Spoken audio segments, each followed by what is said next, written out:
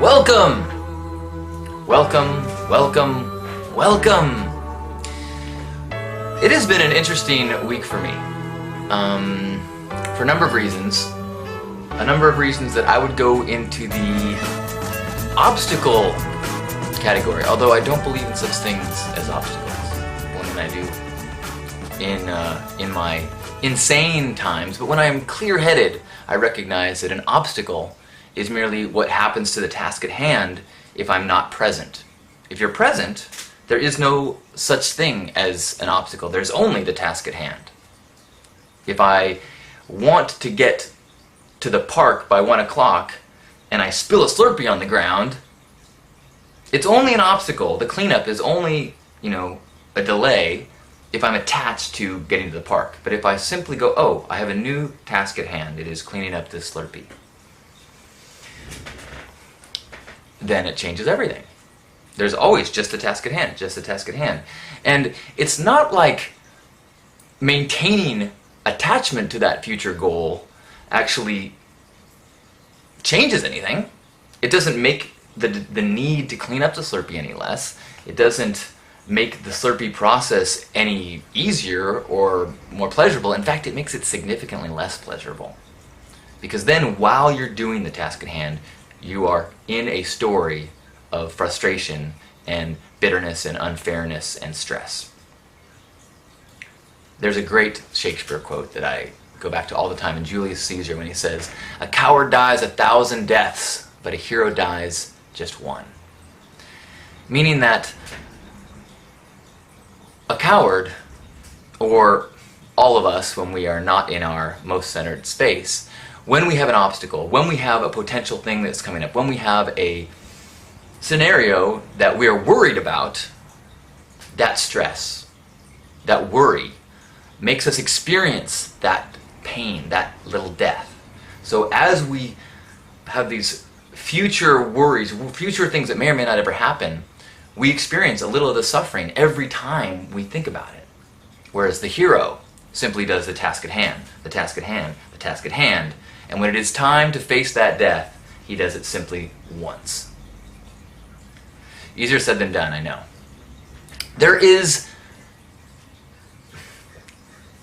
The more I learn and read, the more I realize that everybody who knows what's up says the exact same thing. There's that great quote, I see people say all the time, by Bruce Lee, that says, "Don't get set into one form, adapt it and build your own and let it grow. Be like water. Empty your mind. Be formless, shapeless, like water. Now you put water in a cup, it becomes the cup. You put water into a bottle, it becomes the bottle. You put it in a teapot, it becomes a teapot. Now water can flow or it can crash. Be water, my friend." And this is, he wasn't the first to have this kind of theory. It's basically, that's a friendly version of the Tao Te Ching. Now, as I preface, anything I say about the Tao Te Ching is an immediate bastardization of it. It says very clearly in it that if you're talking about the Tao, then you're not talking about the Tao. But that still doesn't mean that it can't be a helpful guide and in trying to get closer to the Tao. The Tao meaning the way, meaning, well, I don't want to try to define the Tao, but the Tao is being like water, allowing. And that is a theme that's been coming up over and over and over this week as I go through wonderful experiences as well as make my way through frustrating ones. At this first Saturday's Help the Homeless outing, we were talking about how everything in that experience of, was not one of setting our sights on a vision and making it happen. It was an experience of being like water. What is the next place that we should go? What is the way that feels right and easiest? What is the way that feels most flowing? And that's what brought us, brought people in, that brought the ideas that we do, it brought the tone that we bring to everything. It brought us to the location of the Prosperity Hive, which is this beautiful, incredible energied space that just donates the space because they like the energy we bring.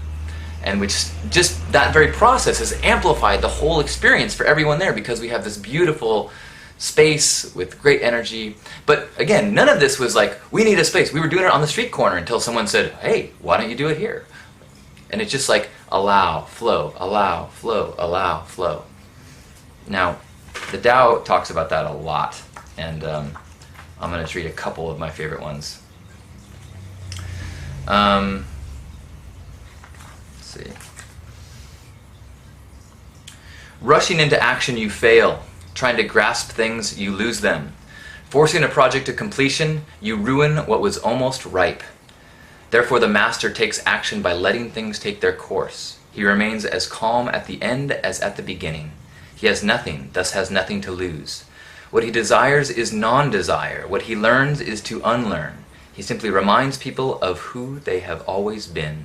He cares about nothing but the Tao, thus he can care for all things. And this is, again, this recurring theme for me this week, this letting go, letting go. I mean, you probably, as you see the non-attachment in there, which is that core idea behind Buddhism of this non-attachment. Everything is temporary.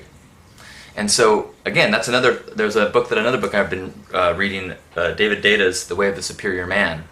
And he talks about how until you truly embrace the fact that everything that you work on will be destroyed. Every relationship you build will end. Every person you love will die. Everything that you put your passion and your life and your energy into will be gone.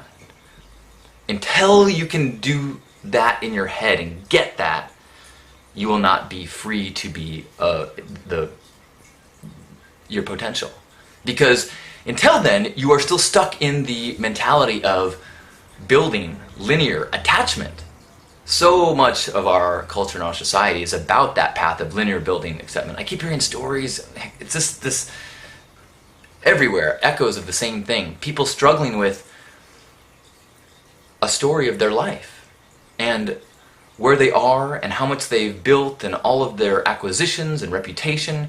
And then, well, how can I make this drastic change because I'll lose all of this stuff? And we have this mentality that life is like a golf game that we keep track of as we go. I don't know why I use a sports metaphor. I've never even played golf. Maybe that's a bad example. A sports game of some sort in which scorekeeping is accumulated. But life isn't like that at all. Every moment is actually the beginning. Every moment is actually everything. But you can't accept that if you are caught in a story that involves a history and a future. Because you're constantly worrying, having your coward deaths about the future that may or may not ever happen, or constantly worrying about losing, affecting things that got you to where you are now. And so even though the only thing that is real is this moment can be entirely obscured by our thoughts about future past. Now, a number of things this week have made me snap into this and need to be reminded of this over and over and over again. One is my body. You know, the last couple weeks I've been really struggling with things with my body and health things. And I've occasionally dipped into a little bit of pity party and, oh, I'm getting old, and frustration about those things. You know, some of it hasn't been entirely my fault. A couple weeks ago, you know, I was in that fender bender and I hurt my back. And then after stretching and trying to treat it right, I've been feeling pretty good. And then yesterday I went on a roller coaster at the fair and went this. I guess I am a little old. All right, take that back. Don't perpetuate that story. For whatever reason, the rapid jerking of this amusement park ride tweaked my neck and back. Now, I was a little frustrated with that. I was caught up in the story of healing and being better. But I need to let go of my story of what I think things should be, because that's only going to bring suffering. Byron Katie says that if you argue with reality, you suffer, but only 100% of the time. And so trying to accept, okay, I'm back in my midway point of healing, until I am no longer. I'm visualizing myself healed, I'm imagining my body healing, but where I'm at is perfect. At the same time, I've had the two big projects in my life outside of Hug Nation are my Burning Man camp and the startup that I've been working on. And the Burning Man camp, as we approach under 2 months to the burn, I have been faced with the fact that I may not be doing the optimal job of leading this camp. We have a lot to be done, and it feels like we're way behind. And I really have no one to... I don't know exactly what to do. I don't know what I'm doing wrong. I don't know... And so I was getting caught up in the story of like, why am I doing... how can I do? I'm doing... And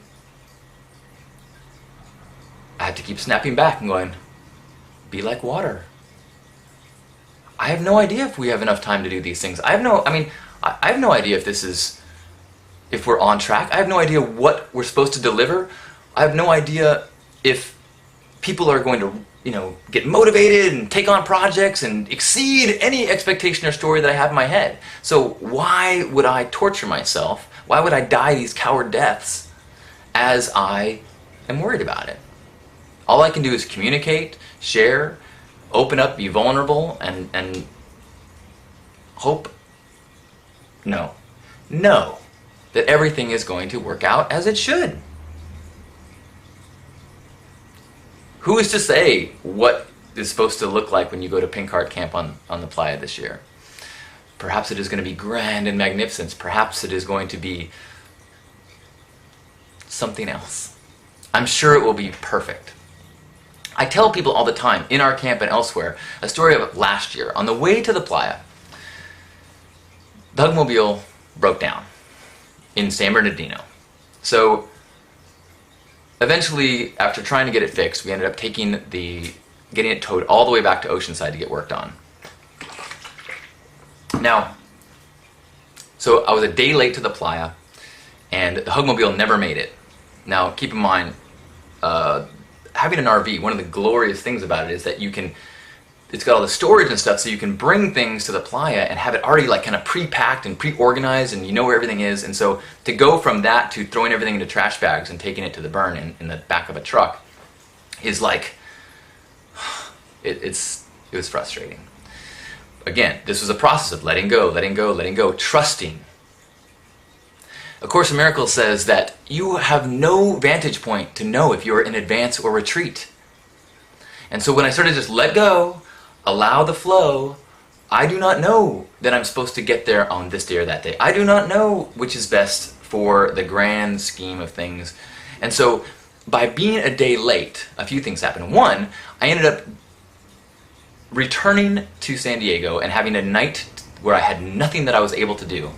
I had to wait until the morning to deal with the car situation. So that night, I attended a spiritual gathering that ended up being so good for me.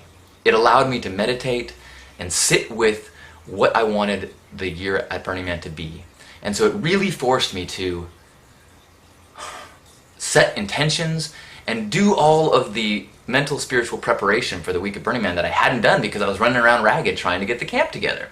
So here this obstacle became this huge gift. So by the time I did get to the playa, I felt so much more grounded and in a better place. Secondly, arriving on the playa a day late, showed up to see the camp entirely built. Not entirely, almost entirely built. The dome was up, our shade structures were up, and the shade structures were put up a little differently than they were planned. The 10-foot sidebars had been used as legs. So the 6-foot tall structure was actually 10 feet tall. And then the cover hole went over the edge, and it was like, and looking at it, I was like, this is way better! What a perfect example of, by being non-attached to the way it was supposed to be, it allowed things to be even better. I saw a great comment years ago where Someone was saying they were dealing with frustrations, kind of like this talking through that I've been talking about. And they're like, okay, you know what, you're right. I just got to look for the silver lining. And a friend of theirs said, no, don't do that. If you're looking for a silver lining, you'll miss it if it's gold.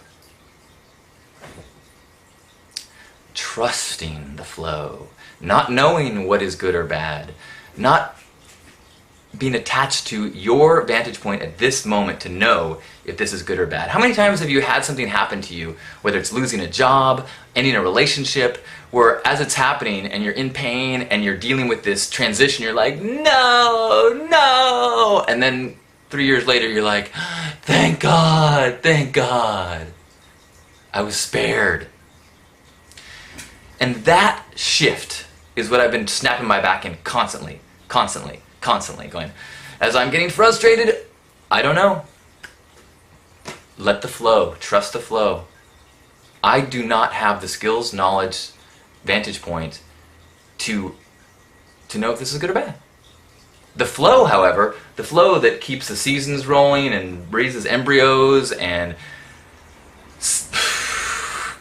regenerates my body cells, this flow of the universe, now that's a wisdom that I can trust when I'm in my sane mind. So it's this process of challenging my insanity, my ego insanity, to just step away and trust.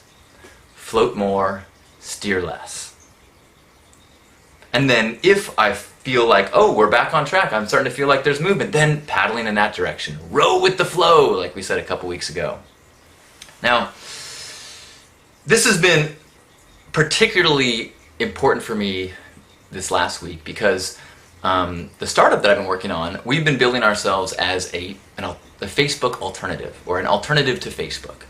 That there's wonderful things about this social media tool, but there's also a number of things that we want to change and allow and create opportunities that the Facebook world is kind of, without us really knowing, is kind of closing in and shaping the digital experience. So last week, Google launched their Google Plus service, which is a Facebook alternative. It's an alternative to Facebook. Now this is right after this happened, this was challenging. The effort, the hours, the time, the planning, the passion that we as a team have been putting into building this thing. And then to see that a company with massive more resources, who's a couple months ahead of you, launched something that looked a lot like what you've been working on. And the first 48 hours it was hard to not be frustrated. And I died a lot of coward deaths. And I think all of us on the team really struggled a little bit. But as time has gone on, and as we've seen this, basically our vision realized by someone else, we realize the differences in our vision. And we also realize that as we see what we thought we wanted to build happen, we realized what we really wanted to build. And what the real, deep, beautiful thing that we want to do is. And the truth is, we could never have done it right off the bat. We could never have gotten the funding, we could never have, it was too edgy, quite frankly. But now the landscape has changed. Now we've had this massive $1 million focus group in the form of Google, and now we can go, okay, all right, now it's time for something amazing. Now, was this a quick process of going from frustration to excitement and seeing the opportunity? No. But as it was happening, as this week has been going on with my body, with my Burning Man camp, with my work, I've just been repeatedly, let go. Repeatedly, I don't know what I'm supposed to be doing. Let go. I don't know the way this is supposed to play out. Let go. Trust the flow. Trust the flow. Trust the flow. So, I sit with you today, floating, unsure where this river is going to take me, unsure where this river is going to steer the projects and the people that I'm connecting with, but just knowing, having faith that if we stay in integrity, if we realign with love, if we continue to feel the vibrations and the movement of that force, that flow that is so much larger and more perfect than anything that our ego minds can create, it will work out beyond our dreams. That's what life has proven to me again and again. So there's no reason to let the ego kick in and trump the wisdom that I know in my heart to be true. So I'm speaking this aloud as a commitment to myself, as a reminder to myself. So thank you for being a witness with me. And hopefully you too are practicing this as the frustrations and the obstacles pop up, recognizing, perhaps I misunderstood the way things were supposed to happen. An opportunity to reframe this and see what is available.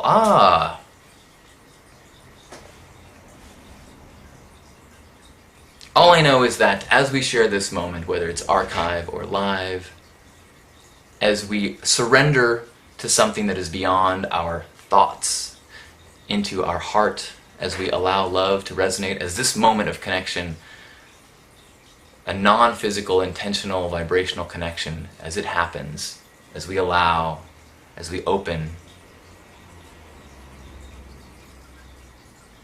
I have a deep knowledge of truth and faith in the workings of it all and the power of that love, and in gratitude to you for being a part of this magical dance. Thank you. Namaste. Let's have a hug wherever you are. Doesn't matter where your feet is at, it matters where your head and your heart is at.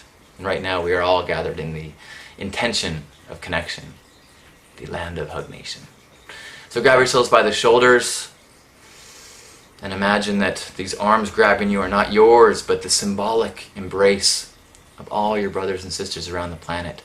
All the energetic entities beneath the ego minds, beneath the to-do lists and the labels and the personalities. Those arms are simply ambassadors of Source, that light inside all of us.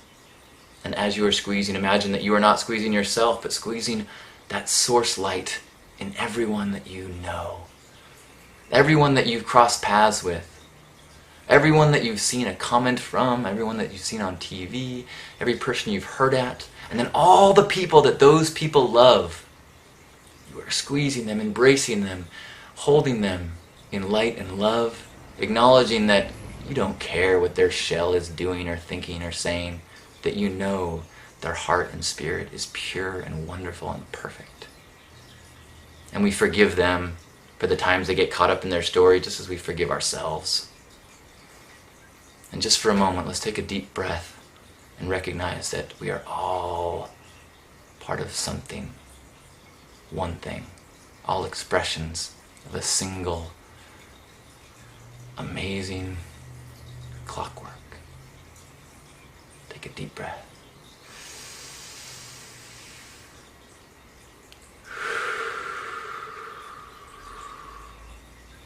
Feel connected to everyone that you know and don't know. One more breath.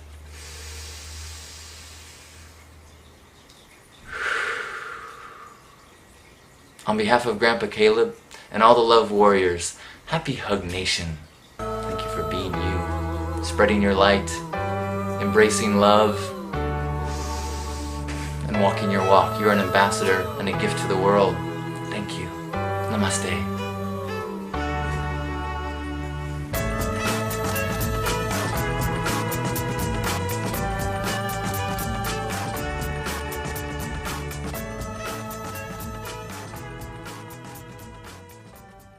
You only live once.